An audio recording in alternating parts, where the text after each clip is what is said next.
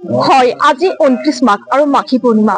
আৰু আজি মাঘী পূৰ্ণিমাৰ লগত সংগতি ৰাখি তীৰ্থনগৰী হাজোৰ গায়নতোলা স্থিত শ্মশান বিষ্ণু মন্দিৰ প্ৰাংগণত শ্মশান বিষ্ণু মন্দিৰ নিৰ্মাণ কমিটিৰ সৌজন্যত দশম বাৰ্ষিক যি বিষ্ণু মন্দিৰ প্ৰতিষ্ঠা দিৱস কাৰ্যসূচী এই আধ্যাত্মিক কাৰ্যসূচীৰ উদযাপন কৰা হৈছে। আৰু আমি শীৰ্ষক স্থানত উপস্থিত আছো আৰু আমি পোনপটীয়া সম্প্ৰচাৰ দেখাবলৈ চেষ্টা কৰিছো হাজোৰ পৰা।